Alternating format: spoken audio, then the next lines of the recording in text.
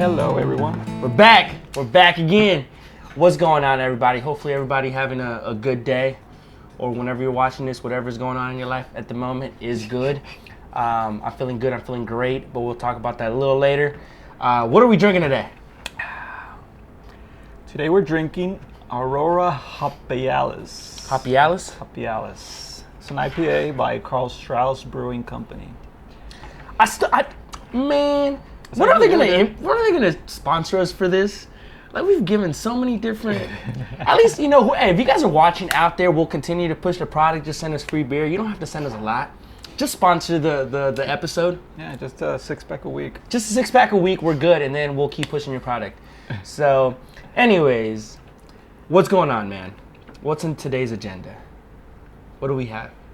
What do we have? We have health. Oh, surprise, surprise, health. So this is what happened. Brought to you by beer. By beer, yes. Listen, beer's amazing, and I don't think I'll ever stop drinking it. I drink less of it now, but I don't think I'll ever stop. But anyways, I have been putting my body through a little experiment the last week or so, and I'm liking it. Things that I should have already been doing for a long time, but I've neglected myself, and I got to a pretty bad situation. I don't want to get too graphic on this thing, but I messed up my gut completely, fucked it up. And for those that asked me on Snapchat, like, what's wrong with your gut? And I kind of told you guys what happened. You guys probably know what's going on. So I totally messed up my gut. I've been to the doctor. They just tell me the same bloobly blapply, and here's some pills. I didn't want to go back to the doctor anymore. And finally, I decided to take things on my own. And I've done some things, and we can get into it, kind of just going along with it. And a week later, I feel pretty freaking amazing, and I feel like I can smack some people. Some of my testosterone, I feel like it's come back a little bit, and I'm not lazy anymore. I don't feel tired. So what did you change? Oh, god damn it, my diet. I know, but what did you change? A lot of things. So I changed a lot of things in my diet. So first and foremost, I stopped having fast food. Gone. Carbs. See you later. Sugars, sayonara, motherfucker. And I started actually putting more healthy stuff in my body. So I know you've told me this like years ago. You've told me about this organic farm out here by where we live, Chino, California. We don't live there, but it's there. That's where the little farm's at. And I know this stuff. I know putting greens in your body, the healthy stuff, but I didn't want to just go to conventional store and buy this greens and stuff and the veggies and the fruits, because we all know that's not really organic. I mean, surprise, surprise, how many of us really didn't know that? So anyways, how bananas are always in season or stuff like that are always in season, kind of surprising, right? But anyways, I am no dietitian. I don't know anything about this. This is bro science, if you guys want to call it that. But anyway, well, it's not bros. Look, the thing is that we all know what we need to eat, yes, right? So it's not any surprise, any like news that we're gonna bring. We all know that we need to eat less crap, less processed foods, less fast food, like you said, less sugar, less carbs, lower carbs, eat more vegetables, exercise a little bit. So like I was kind of carrying on, I started feeling like a piece of shit. I'm driving, and I'm like, no, I gotta change something in my life. I'm too young to be feeling this crappy. So I immediately went to the farm, I bought kale, beets, celery, what else did I buy? Some mushrooms, because I love some mushrooms. And I went home, and I just blended it all together. And I went, whoop, and I had it. And I started doing that last week. And then all of a sudden I bought some ginger tea, because I suffer a lot from bloatness. And I just have a hard time digesting. It's hard for me to go to the restroom. I deal with like a weird type of constipation or whatever. Anyways, all this crap that I was eating and taking in was not helping. So I did a 180 kind of, because I definitely cut a lot of that stuff. I don't even eat sugar like that. Before this, I was having to eat like a little piece of Snickers. I love them. A little piece of chocolate, just at the end. But now I haven't felt the craving for it. We can obviously get into that a little later, and you can give some explanation on that. But anyways, I just started doing this.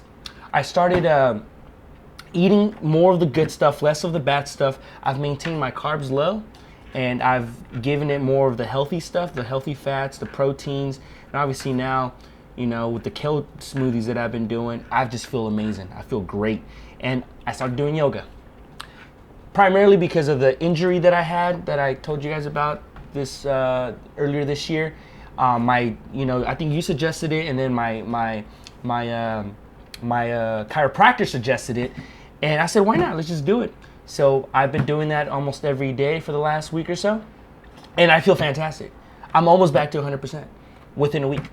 I started doing yoga late last year because I also you start going into your late 20s, you start feeling a difference in your body. It's not the same anymore. You can't drink the same. You can't stay up the same. Or it just takes a toll, right? Especially when you've been doing it for such a long time, right?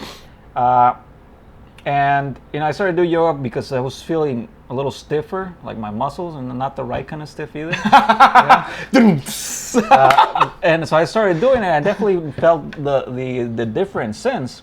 But the whole thing about me with health is because as a child I suffered from anemia, so I was hospitalized at one point. So I always kind of had this. I wasn't nourished properly, right? Because where we come from, there's hardly anything to eat. Malnourishment is definitely a thing. So because of that, because I've always been kind of like low energy, I would get sick a lot. I've always tried to just gear more towards health, or like healthy, eating healthy and all that. But at the same time, we are fed with all this misinformation that some of it's right, some is wrong. Fat is bad for you, as I used to say. Eat carbs, eat cereal in the morning. That's good. Healthy breakfast. The pyramid that we all see. Yeah. So all of that is kind of a lot of it is it's a bunch of bull. But I've always been keep myself up to date with it because it affects me. It always kind of affected me, right? So I've always been on top of it, and over the years I've changed some of it, here and there. I've always tweaked it just because I learned something new, then I try to apply it. So yeah, and right now, like I was telling you about this guy, the email I sent you. It's this guy. His name on Twitter is PD Mangin. For those who want to follow him, he has some fascinating information about just eating properly, the whole what's it called? Just living longer, feeling better, having energy, your testosterone level, like we were reading in that email. So all this stuff that he's a microbiologist, so he understands what he's talking about. And because of that, I've always been trying just try to keep up with what's good for you, what's not. And like I've said, I've throughout the years I've changed it because what I thought was good for you, at one point it turned out that maybe it's not. So over the years I've learned a few things about nutrition for my own personal well-being. It's not because I'm trying to be like, for example, ripped or anything. I'm not trying to exercise to be We're not getting on stage in right. a physique competition here. I'm just trying to feel good, have energy, and take care of myself, so I can when I'm 50, 60 years old, I can still have fun and be able to do whatever I want to do. But why, Art? You're just going to get a heart attack at 50. Well, like I was telling you earlier, if I get a heart attack at 50 doing healthier choices and stuff, I'm okay with that. That's fine. Take me out. Well, the thing is that, okay. But the people's like, how they always say. There's always excuses. Well, no. Well, my uncle's been obese for 85 years and he's been okay. Well, good for him. Not everyone's like that. Congratulations to the man.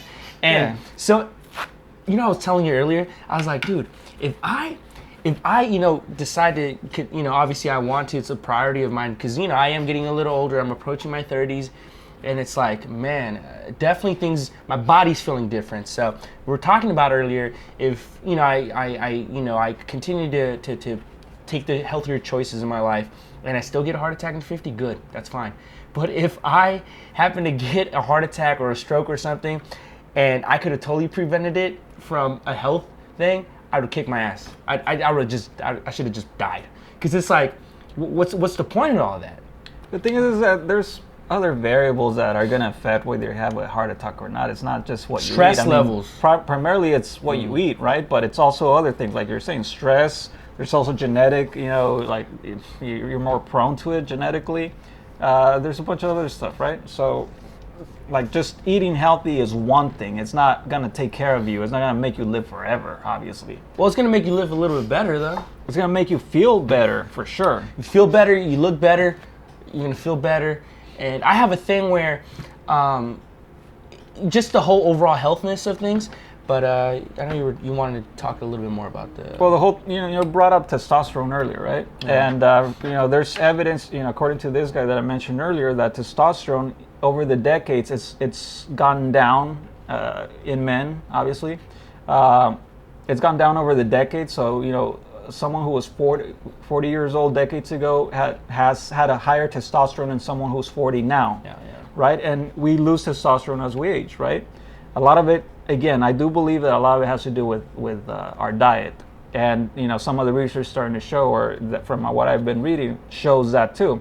Obesity, obviously obesity has been growing. That's been affecting testosterone levels. Sugar, it also shows that, The sugar. what you were reading earlier. Yes. Sugar brings up this hormone called estradiol. And estradiol is a cousin. female hormone. It's the cousin to the estrogen. And we all know Right. what estrogen is. And we all have it as men too, but some of us just have it a little higher. Right. And guess what? It kills your testosterone. If it kills your testosterone, you're gonna act more feminine. If you act more feminine, you're gonna let these feminist women run all over your body. You don't want that.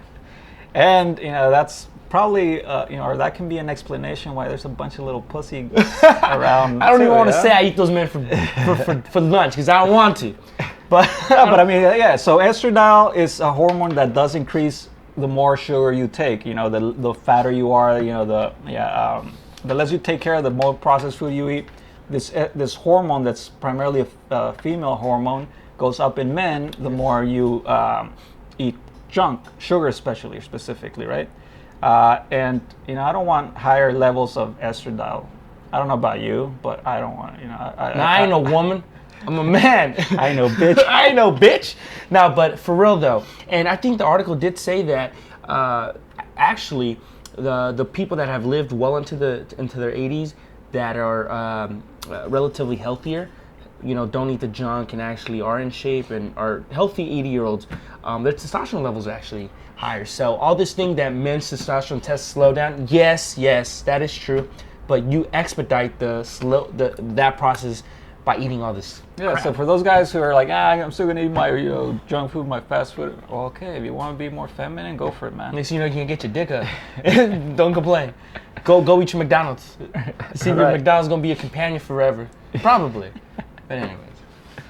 So anyway, a lot of the other stuff that he talks about, or one of his main points, is that insulin resistance. It's one of the primary causes of all the stuff that we're suffering that you don't really hear about it, but there's a lot of research that shows or points to insulin resistant levels that is affected again by processed foods, by carbs, by sugar, all that junk that we already kind of know, right? So the higher your insulin resistance, the more likely you have to, you're prone to have diabetes, heart disease, blood sugar levels higher, blood pressure, all of that stuff. That it's primarily a first world thing. In the Latino culture, the whole stop eating sugar, you're gonna get diabetes. It's actually that's a misconception. A lot of the time, diabetes does come from all the starches that we eat and stuff that converts into sugar. Yeah, so obviously it is a sugar thing, but a lot of these people, it's like, nah, man. But, I'm like, well, look, you guys got it all wrong. From my experience, I think think it does kind of point to, well, I mean, I'm sure carbohydrates too, but I remember like when we used to go visit family in Mexico, we'd have a Coke, a Mexican Coke. In Mexico, they don't call it Mexican Coke, they just call it Coke. But you have that for breakfast, lunch, you have that for lunch, you have it for dinner, you have a Coke, and then you have one whenever you're thirsty. So then lately I've heard several of my family members that they're all diabetic. So to me it kind of also makes sense. On top of the tortilla, or the 15 tortillas they probably that too. So paired with 3 Cokes a day, it's like. So sometimes I do hear studies. They say, Hispanics are more prone for diabetes, or blacks are more prone for whatever. But I think a lot of it is just our cultural eating habits. Yeah. You know, it's not necessarily that. I mean, I'm sure there might be some genetics behind it too, but I think just from observation, it just seems like it's what you're eating. Stop putting strain on your heart, you guys. Your heart loves you. And if you don't have a heart, you don't take care of it. You only get one heart. You know, my thing about that is that, like, dude, we all love ourselves. We're selfish MFers, right? We don't love ourselves that much. But the way people eat, the crap they put in their bodies, just kind of contradicts that whole selfishness. So, you know, it's kind of hard to kind of grasp that concept of, yeah, we're all selfish, yet we still, feed ourselves all this junk. But the thing is, all this stuff is self-inflicted, man. Like, when we talk about you know how, like, we were talking about earlier, like, people bitching about their weight, or people bitching about this, people bitching about that. It's primarily all self-inflicted. So, look. Of course. This is my thing. I feel like you got to be able to do three basic things a day, and you should be all right. And we talked about the other thing. You want to be able to feed the mind, right? Feed the mind, learn something new, exercise the fucking mind once a day a little bit. You want to be able to fucking break a sweat a little bit, man. Move around, get up, go for a walk or something. That's only gonna help. It's not gonna do better. And then all of a sudden, you want to feed the soul too. I mean, you want to be nice. You want to be a nicer person, understanding person. Pay some compliments. Do something nice, and you should be okay. Now, you might think that's corny and stuff, which that's fine. I don't care. But I try to really do that, and I've been trying to do that a little bit more, and I actually feel better. I feel happier. And again, a whole lot happier. Like, doesn't everyone want to be happy? And again, a lot of it comes down to how what you're feeding your body. Is it? Both, well, like you're saying, both mentally and physically, like actual food. So again, like all these people are like, these fags are talking about, That's fine. You can call me a fag. You can call me a fag in front of my face. I'm gonna smack you. See how much of a fag you think I am. But anyways, so but I don't even care to smack. I'm like, dude, believe whatever the hell you want. I do. I care to smack you. But anyways, no. But for real though, no, it's true. Like, all this stuff can be controlled. Like I was saying, myself for an example, I am my own ultimate test. I put myself through this stuff, and yeah, man, I do have my type of work. I do have to be out. I'm out. It's hard. Can't really heat food when I want, so I have to go. But I realize there's ways to do that. There's ways to go about it that I can still do. It's just one day leads to the next, and next thing you know, I'm eating McDonald's and I'm eating that because I'm in a. It's like, no, just gotta slow down a little bit and make the healthier choices. And I was self-inflicting all that stuff on myself. The whole pain that I was going through, the whole bloatness. Man, I'm like, I really feel like a new man. And I'm only 20 years old. I can only imagine if I would have kept going like this, or actually not pay a little bit more attention to my health. Who knows where that potential could lead. And who knows, maybe I did some damage to my body that's going to take a little longer for some of that stuff to go away. Again, dude. But I'm making a conscious effort We all now. have done damage to our bodies, dude. I mean, like all the beer we've drank over the years, Right. that definitely has taken some toll, on our livers. Did But you know now that studies show that younger and younger people are actually showing signs of like first stages of cirrhosis? here in America? Yep. So I've heard Japanese, like, businessmen Japanese, because they would take out their clients, and like there's like young Japanese, like in their 30s. Right. There's a significant increase in cirrhosis because of that. They're always drinking. Crazy, huh? Yeah, dude. But so anyway, dude. I mean, yeah, like you are what you eat. You kind of truly are what you eat. And if you're gonna start eating all this sugar, okay, it's gonna raise your what was the chemical, estradiol? You want to be a little more feminine? Go for it. That's fine. That's fine. I like to feel like a man, so going back to the argument that you're a little bitch. Well, not really. Nah. Physically, I'm not as much as those people who Yeah. eat sugar. So jokes on you, bitch. Yeah, but this is the thing, dude. You know how I tell you, like I feel like my body feels whatever shift really, really fast. Like I whatever effects I get really, really fast. Like when I start lifting weights, and I don't do the standard stuff. I've done a lot of kettlebell stuff, which I freaking love and enjoy. It's fast paced. You get it done and you feel great. Again, I'm not building a physique competitor life body, so I don't care. I like functional strength. I like knowing that I feel good and solid, right? But yeah, man, I remember like when I was doing that, I was able to do a little bit more. like within a week and a half or two, I felt my testosterone levels was just that much significantly higher. And I do remember. I think one of my buddies actually, he started changing his diet a little bit, like watching what he ate, and he says his sex drive's higher, which testosterone again, man. Look, I'm like, oh, surprise, surprise, and he's 20 whatever years old. We can point to so much research that backs this up, and again, like we all kind of already know it to some extent, but people just they don't have the discipline, they don't have the habits, whatever it is, whatever excuse you want. And again, it's not that hard. Part of it's also, propaganda from the government, the whole pyramid thing like you were talking about, it's all BS. We've been fed all this, misinformation or, that's completely wrong in all kinds of ways. Like drink more milk. That was actually something that was propaganda. Yeah, like, low fat. Like fat is actually good for you. Carbs are not good for you yet. That's part of the top of, I think it's the top of the pyramid, right? On the carb, yeah.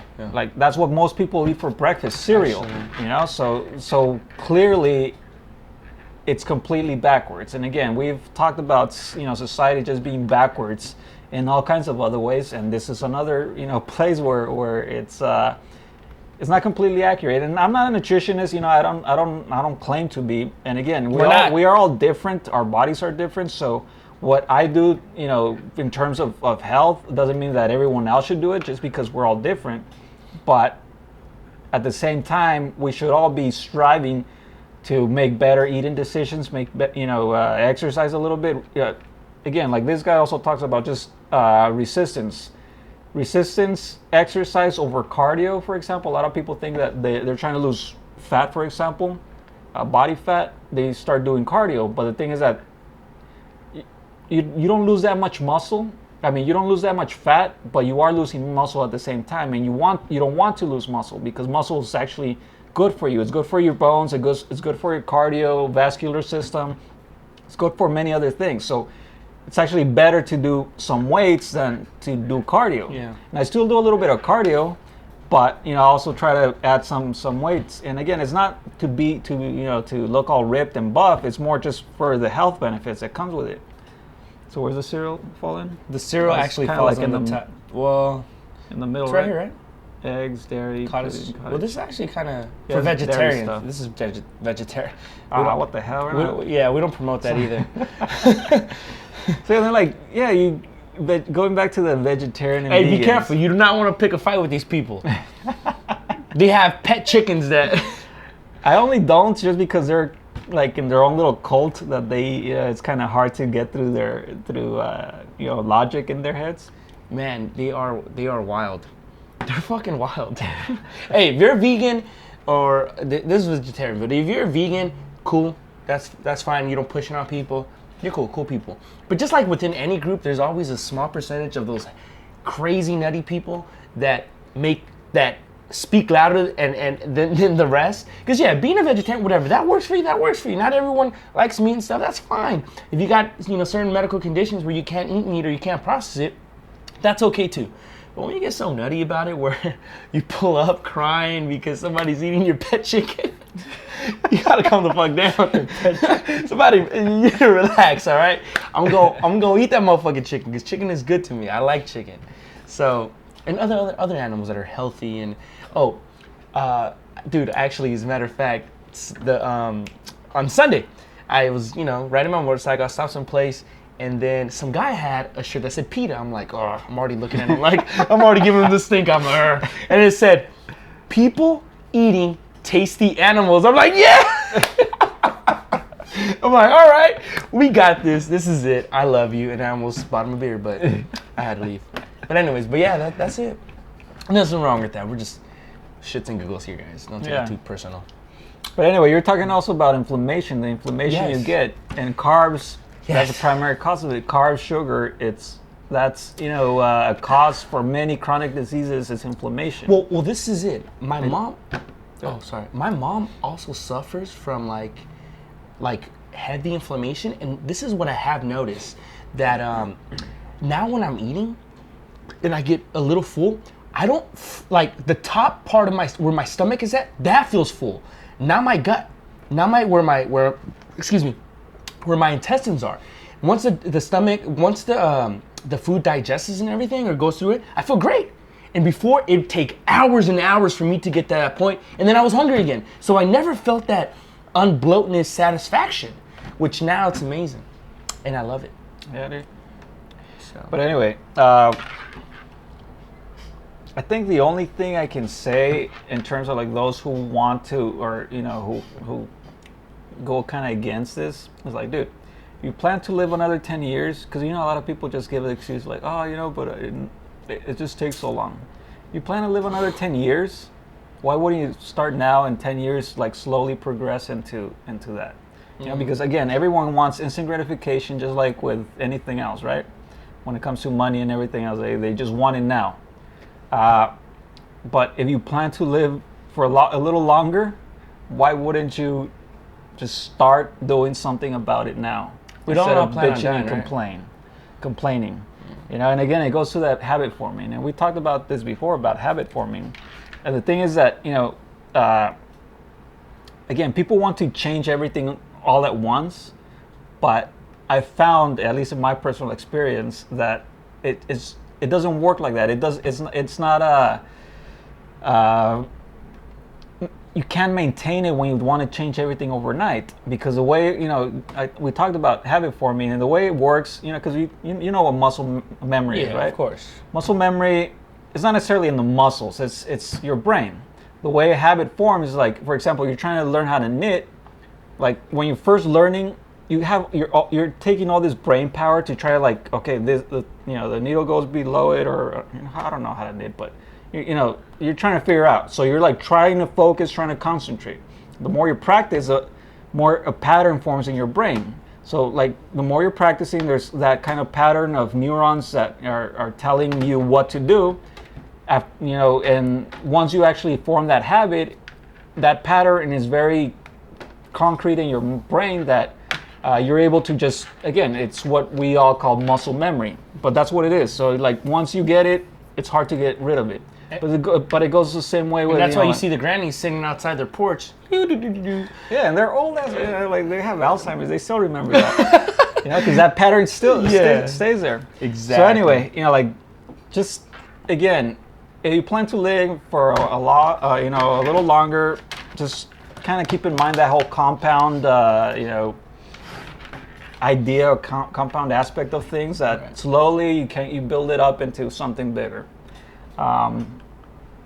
Besides that, with that being said, eat a little bit of green, and you wanted to promote something real fast. Well, I don't promote. I just want to, like, anyone interested in like actually learning about nutrition and where our food comes from, and you know, beyond that, this is an awesome book that I read probably like 10 years ago. It's actually the one that kind of got me interested in hunting. So like 10 years ago, because it does also talk about, you know, there's a section about it, but it's primarily about food by Michael Pollan, Omnivore's Dilemma. He's an awesome writer, so like any book that you find of his, it's actually pretty good. But this one specifically is talking about food, and like just goes, you know, he's a food journalist, so he really goes deep into like. And if anyone doesn't want to read the whole thing, kind of wants some insight, the Joe Rogan Experience has a interview with him. Yeah, but that's on psychedelics. It's not the same thing. No. It's still good. It's still an awesome. It's still great. Get to know the guy. It's an awesome podcast for sure. Alrighty. So with that being said, see you guys hopefully next week. Subscribe, comment, like. Thank you very much, and that is it, man. Peace and love.